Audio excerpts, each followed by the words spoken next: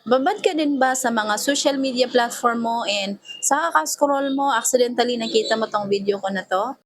Hi there everyone, this is Raquel, isang former sales clerk for 11 years and same sa karamihan struggle din talaga sa finances kasi nga kulang na kulang talaga yung sahod natin at the same time wala pa rin talagang ipon.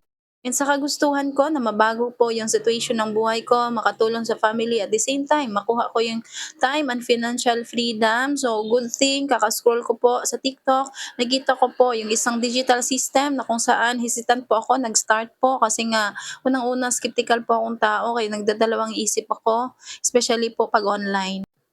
Pero nung na-check ko po na sobra palang dami ng tao na bago yung buhay unti-unti and yun po isa sa mga nasabi ko sa sarili ko na kung kaya nila, bakit hindi ko din po gawin.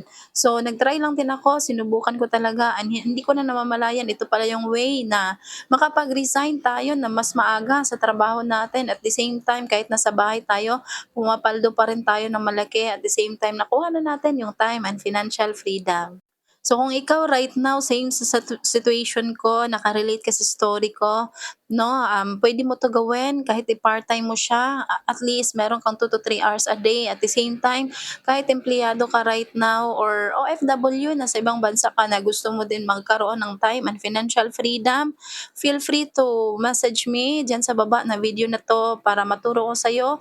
Ilagay mo lang yung location mo para ma-assist kita agad. See you and God bless.